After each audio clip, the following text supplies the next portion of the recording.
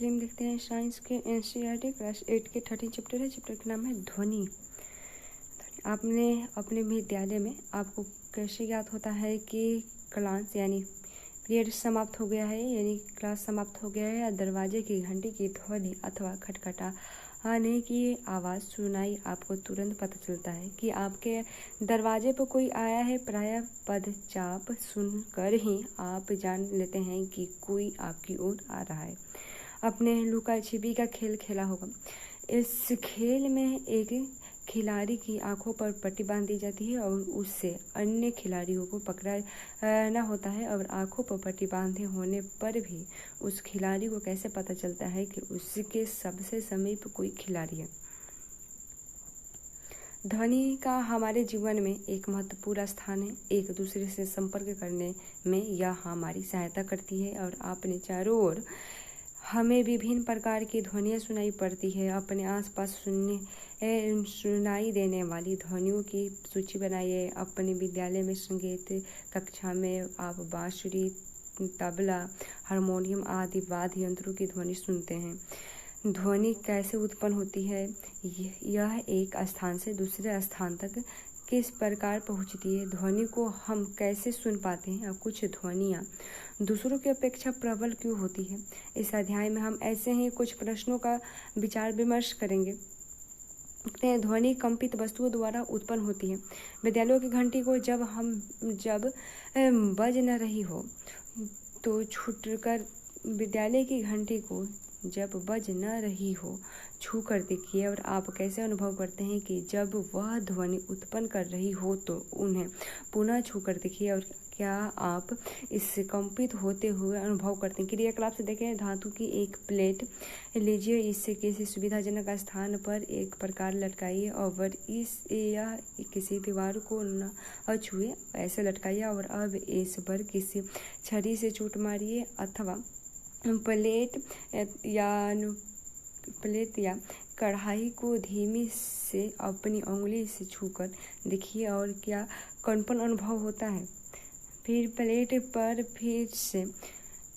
पर फिर से छड़ी से चोट मारिए और तथा चोट मारने के तुरंत बाद इसे अपने हाथों में कस कर पकड़ लीजिए। क्या आप अभी ध्वनि सुन पाते हैं? जब प्लेट ध्वनि उत्पन्न करता है बंद कर दें, तब फिर से छू कर देखिए, और क्या आप इस कंपन को अनुभव करते हैं?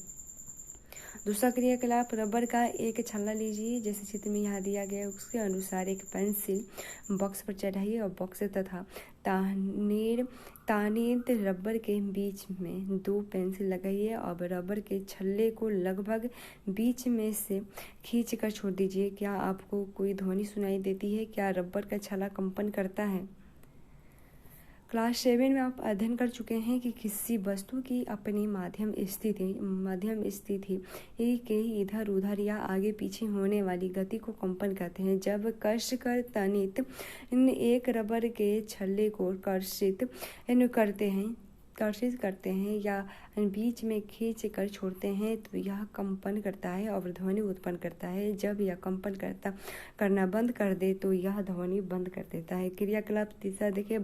धातु की एक थाली लीजिए, इसमें कुछ जल डालिए और एक चम्मच से इसके किनारे पर आघात कीजिए, और क्या आप ध्वनि सुन पाते हैं? थाली पर पुनः आघात कीजिए और तब इससे छू कर देखिए, क्या आप थाली की कंपन अनुभव करते हैं? थाली पर पुनः आघात कीजिए और जल की सतह को देखिए, क्या आप वहाँ पर कोई तरंग दिखाई देता है? अब थाली को पकड़िए और आप जल की सतह पर क्या परिवर्तन देखते हैं? क्या आप परिवर्तन की व्याख्या कर सकते हैं? क्या इससे वस्तु की कंपनों की ध्वनि के साथ जोड़ने का कोई संकेत मिलते हैं? इस प्रकार के हमने देखा कि कंपायमान वस्तुएं ध्वनि करती है। कुछ स्थितियों में ये कंपन हमें आसानी से दिखाई देते हैं, लेकिन अधिकांश स्थितियों में इनका आयाम इतना कम होता है कि हम उन्हें देख नहीं पाते, तथापि हम इन कंपनों का अनुभव कर सकते हैं। क्रियाकलाप से देखें। फिर नारियल का एक खोखला खोल लीजिए और इससे एक वाद्य यंत्र, एक तारा बनाइए, और आप किसी मिट्टी के बर्तन से भी बना सकते हैं, और वाद्य यंत्र की बजाय ये वाद्य यंत्र को बजाइए और इससे कंपायन भागों को पहचानिए। इसकी सुपरिचित वाद्य यंत्रों की एक सूची बनाइए और इससे के कंपायन भागों को पहचानिए और कुछ उदाहरण सारणी में 13.1 में दिए गए हैं और शेष सारणी को पूरा कीजिए।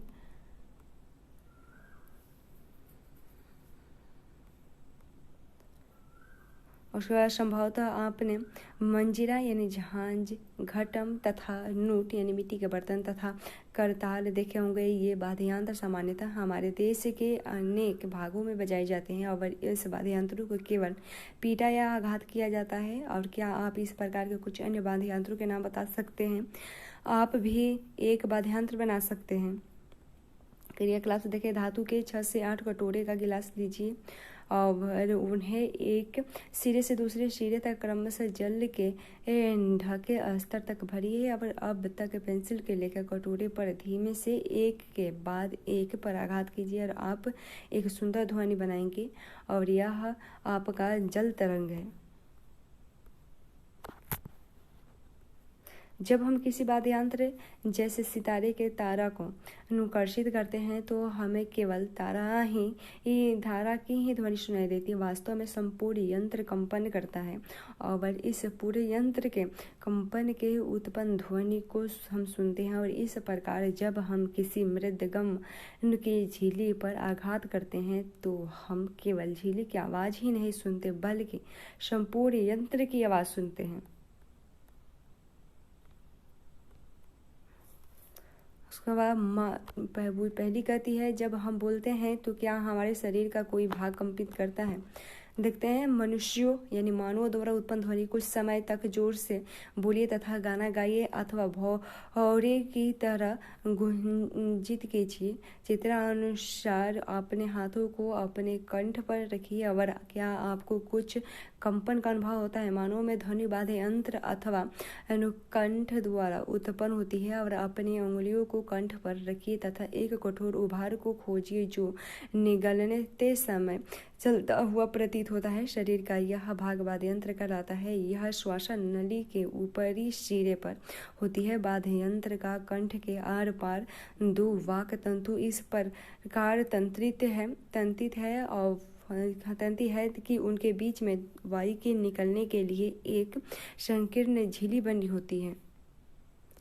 जब फेफड़े वायु के बलपूर्वक झिल्ली से बाहर निकलते हैं तो वाक तंतु कंपित होती है जिससे ध्वनि उत्पन्न होती है। वाक तंतुओं से जुड़ी मांसपेशियां तंतुओं को तना हुआ या ढीला कर सकती है। जब वाक तंतु तने हुए और पतले होते हैं तब वाक ध्वनि का प्रकार या उसकी गुणवत्ता उस वाक ध्वनि से भिन्न होती है। और जब वाक तंतु ढीले और मोटे होते हैं, आइए देखें कि वाक तंतु किस प्रकार कार्य करता है।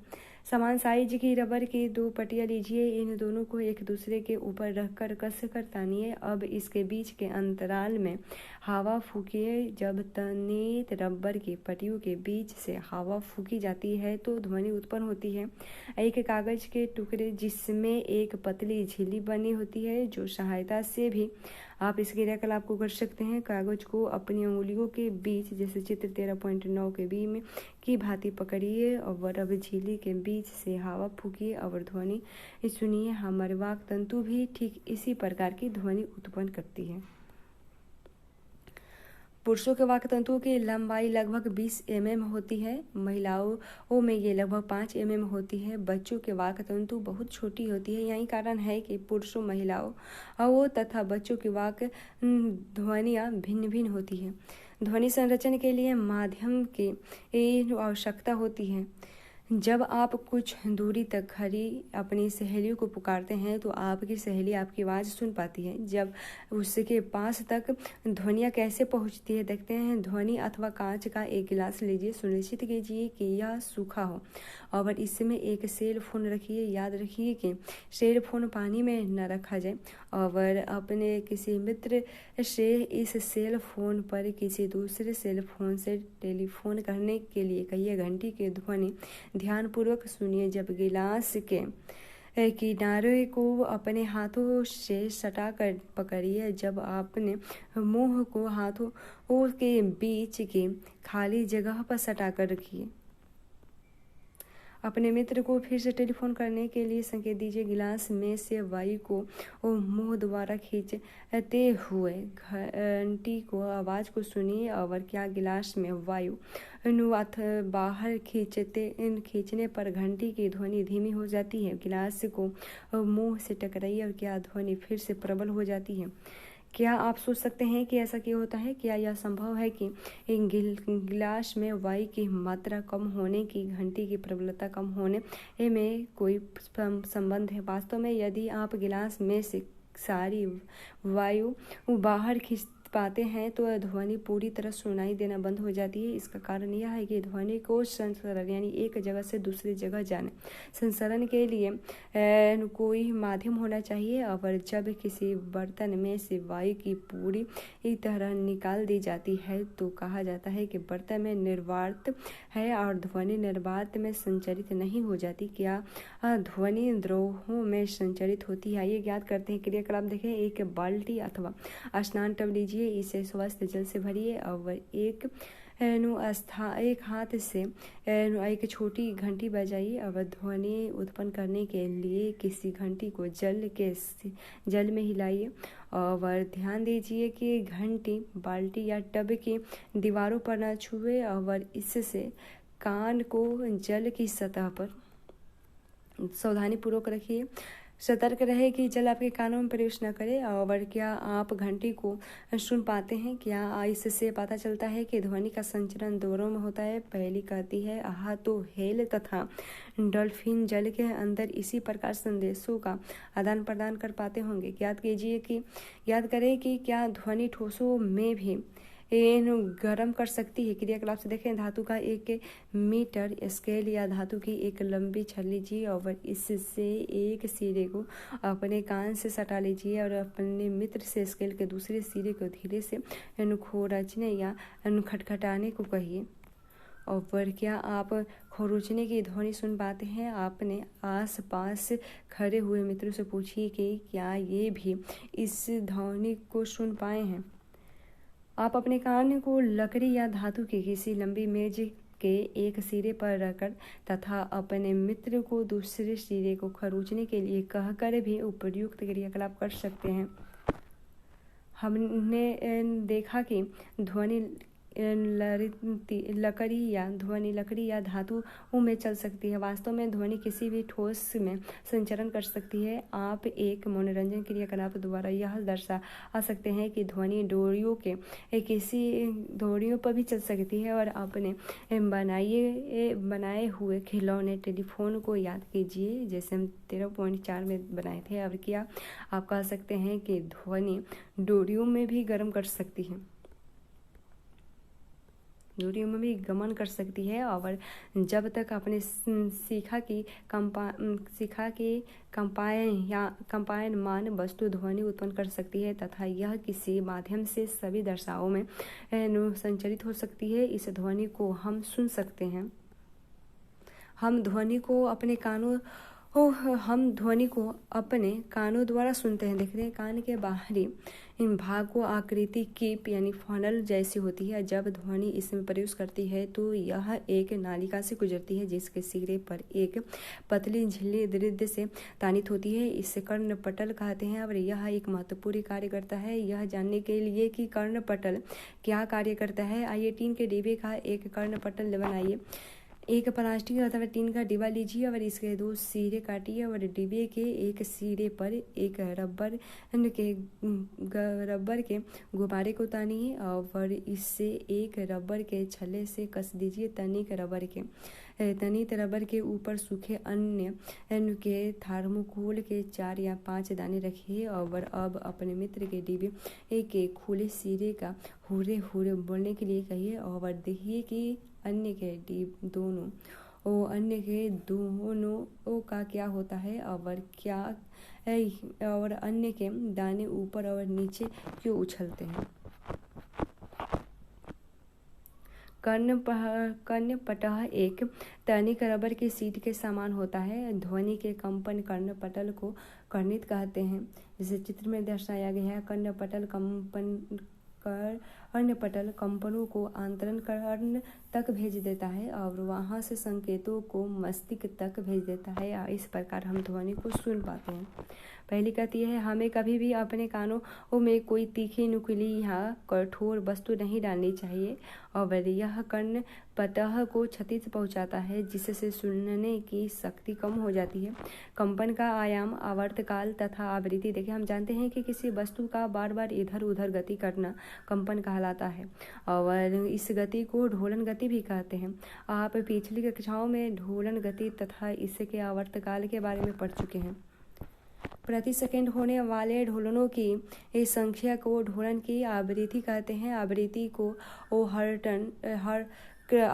को हर्ट्ज के मापा जाता है और इसका संकेत है। आवृत्ति एक ढोलन प्रति सेकंड के बराबर होती है। यदि कोई वस्तु 1 सेकंड में 20 ढोलन पूरी करती है तो इसकी आवृत्ति क्या होगी? ध्वनि उत्पन्न करने वाली वस्तु को देखे बगैर भी आप अनेक सुपरिचित ध्वनियों को पहचान सकते हैं। यह कैसे संभव हो पाता है? इसके लिए यह आवश्यक है कि ये ध्वनियाँ भिन्न प्रकार की हो। क्या आपने कभी सोचा है कि कौन से कारक उन्हें भिन्न बताते हैं? आयाम या आवृत्ति किसी ध्वनि ही के 2 महत्वपूर्ण गुण हैं और क्या हम ध्वनियों में उनके आयामों तथा आवृत्तियों के आधार पर अंतर कर सकते हैं?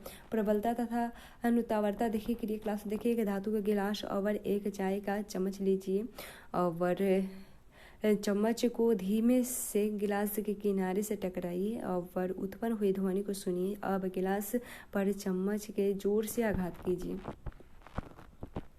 तथा फिर से उत्पन्न ध्वनि को सुनिए। क्या गिलास पर जोर से आघात करने पर ध्वनि अधिक प्रबल हो जाती है? अब गिलास के किनारे को छूते हुए थर्मोकोल की एक छोटी सी गेंद लटकाइए और गिलास के कंपित कराइए। देखिए कि गेंद कितनी दूरी विस्थापित होती है। गेंद का विस्थापन गिलास के कंपन के आयाम की माप है। ध्वनि की प्रबलता इसके आयाम पर निर्भर करती है। जब किसी कंपित वस्तु का आयाम अधिक होता है तो इसके द्वारा उत्पन्न ध्वनि प्रबल होती है। जब आयाम कम होता है तो उत्पन्न ध्वनि मंद होती है। अब गिलास को पहले धीमे तथा बाद में अधिक बल से आघात कीजिए। अब दोनों स्थितियों में गिलास के कंपनों के आयामों की तुलना कीजिए और इस स्थिति में आयाम अधिक है। ध्वनि की प्रबलता ध्वनि उत्पन्न करने वाले कंपनों के आयाम के वर्ग में समानुपाती होती है। उदाहरण के लिए, यदि आयाम दुगुनी हो जाए तो प्रबलता 4 के गुणज के बढ़ जाती है। प्रबलता को डेसिबेला यानी डी मात्रा में व्यक्त करते हैं। निम्न सारणी भिन्न स्रोतों से आने वाली ध्वनि की प्रबलता का कुछ बोध कराती है। जैसे सामान्य श्वास 10 डी है। मन फुसफुसाहट 30 डी है। सामान्य बातचीत यानी वार्तालाप 60 डी है। व्यस्त यातायात 70 डी है। औसत फैक्ट्री 80 डी है। 80 डी से अधिक प्रबल शोर शरीर के लिए कष्टदायक होता है। ध्वनि की प्रबलता इसके आयाम पर निर्भर करती है। जब किसी कंपित वस्तु को आयाम अधिक होता है तो इसके द्वारा उत्पन्न ध्वनि प्रबल होती है। जब आयाम छोटी होती है तो उत्पन्न ध्वनि मंद होती है। किसी बच्चे को ध्वनि की तुलना एक वयस्क से कीजिए और क्या इसमें कुछ अंतर है? चाहे दोनों ध्वनि सामान्य रूप से प्रबल हो, फिर भी इनमें कुछ भिन्न है। आइए देखें कि यह किस प्रकार भिन्न है। बूझो कहता है, मैं चकित हूँ कि मेरी आवाज़ मेरे अध्यापक से भिन्न क्यों है। आवृत्ति ध्वनि की तीक्ष्णता या तीव्रता को निर्धारित करती है और यदि कंपन की आवृत्ति अधिक है तो हम कह सकते हैं कि ध्वनि तीखी है। यदि कंपन की आवृत्ति कम है तो कह सकते हैं कि ध्वनि का तारतव कम है। उदाहरण के लिए, ढोलन मंद आवृत्ति से कंपित होता है और इसलिए यह कम तारत्व की ध्वनि उत्पन्न करता है। दूसरी ओर सीटी की आवृत्ति अधिक होती है और इसलिए अधिक तारत्व की ध्वनि उत्पन्न करती है। पक्षी उच्च तारत्व की ध्वनि उत्पन्न करता है जबकि शेर के दहाड़ एक तारत्व मंद होता है। तथापि शेर के दहाड़ अत्यधिक प्रबल है जबकि पक्षी की ध्वनि दुर्बल होती है। आप प्रतिदिन बच्चों तथा वयस्कों की आवाज़ें सुनते हैं। क्या आप उनकी आवाज़ों में कोई अंतर अंतर पाते हैं। क्या आप कह सकते हैं कि बच्चे की आवाज़ की आवृत्ति वयस्क की आवाज़ की आवृत्ति इससे अधिक है? सामान्यतः एक महिला की आवाज़ किसी पुरुष की अपेक्षा अधिक आवृत्ति की तथा अधिक तीखी होती है। एक महिला की आवाज़ पुरुष की अपेक्षा अधिक आवृत्ति की तथा अधिक तीखी होती है। श्रव्य तथा अश्रव्य ध्वनियाँ देखें, हम जानते हैं कि ध्वनि उत्पन्न करने के लिए हमें एक कंपायमान वस्तु की आवश्यकता होती है। क्या हम कभी कंपायमान वस्तु की ध्वनि सुन पाते हैं? तथा तथ्य यह है कि लगभग 20 कंपन प्रति सेकेंड से कम आवृत्ति की ध्वनियाँ मानव कान नहीं सुन सकता। यह कह सकते हैं कि 20 से हम आवृत्ति की ध्वनियाँ मानव कान द्वारा संसूचित नहीं किया जा सकता। ऐसी ध्वनियों को अश्रव्य कहते हैं।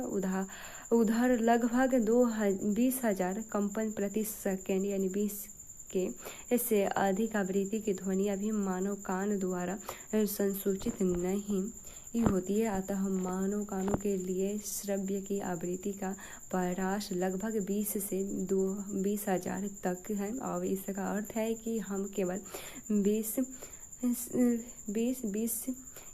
के बीच की आवृत्ति यानी 20,000 के बीच के आवृत्ति ये ध्वनि ही सुन सकते हैं।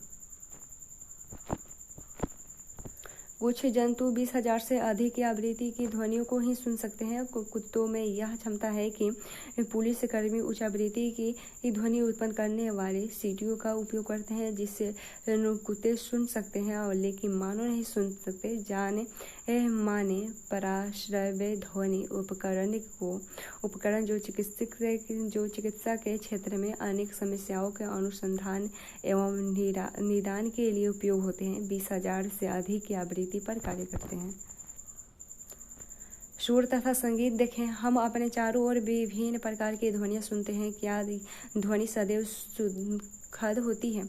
क्या ध्वनि कभी कभी आपको कष्ट पहुँचाती है? क्या कुछ ध्वनियों आपको सुखद लगते हैं जबकि कुछ अच्छी नहीं लगते? मान लीजिए कि आपके अड़ोस पड़ोस में निर्माण कार्य चल रहा है, या क्या निर्माण स्थल में आने वाली ध्वनियाँ सुखद प्रतीत होती है? क्या आपको बसों तथा ट्रकों के हॉर्न की ध्वनियाँ अच्छी लगती है? इस प्रकार की अप्रिय ध्वनियों को शोर कहते हैं। कक्षा में यदि सभी विद्यार्थी एक साथ बोले तो उत्पन्न होने वाली ध्वनियों को क्या कहते हैं? दूसरी ओर आप वाद्य यंत्रों की ध्वनि का आनंद लेते हैं। सुस्वर ध्वनि वह है जो कानों को सुखद लगती है।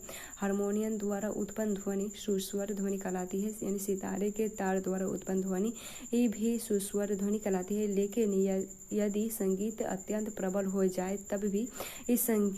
तब भी क्या ये संगीत रहेगा? शोर प्रदूषण देखें, आप वायु प्रदूषण के बारे में पहले ही जानते हैं। वायु के अवांछित गैसों तथा कणों की उपस्थिति वायु प्रदूषण कहलाती है। इसी प्रकार वातावरण में अत्यधिक या वांछनीय प्रदूषण ध्वनियों को शोर प्रदूषण कहते हैं। और क्या आप शोर प्रदूषण के कुछ स्रोतों की सूची बना सकते हैं? शोर प्रदूषण के प्रमुख कारण हैं वाहनों की ध्वनियाँ, विस्फोट जिसमें पटाखों का फटना भी सम्मिलित है, मशीनों में लाउड स्पीकर आदि। घर में कौन से स्रोत जो शोर उत्पन्न कर सकते हैं? ऊंची आवाज में चलाए गए टेलीविजन तथा ट्रांजिस्टर, रेडियो, रसोई घर के कुछ उपकरण, कूलर, वातानुकूलर सभी शोर प्रदूषण के लिए उत्तरदायी हैं।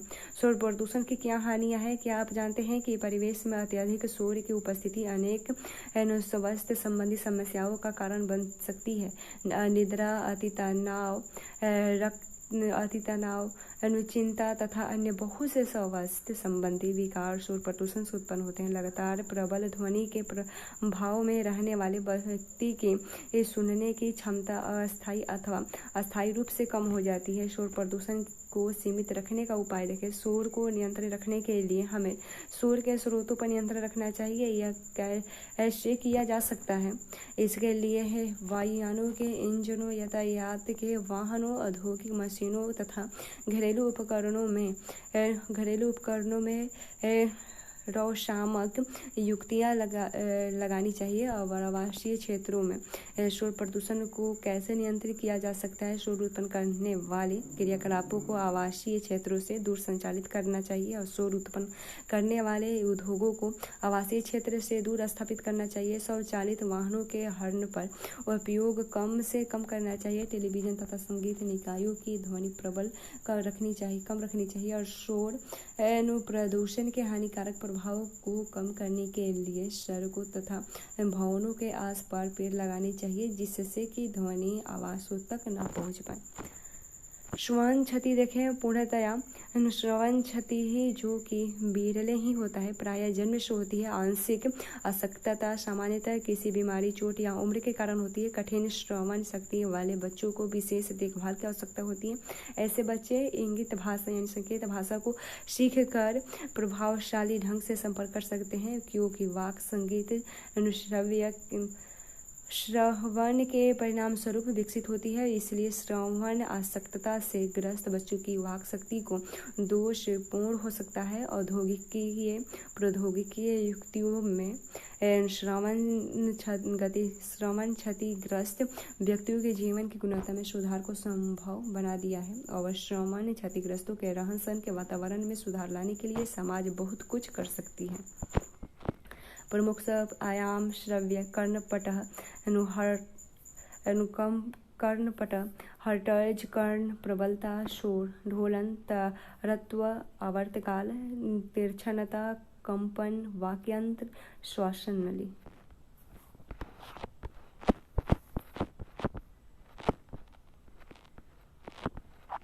क्या आप जानते हैं भारत में हैदराबाद के निकट गोलकुंडा नामक एक भव्य किला है। यह बहुत से इंजीनियरिंग तथा बहुत अजूबों के लिए प्रसिद्ध है।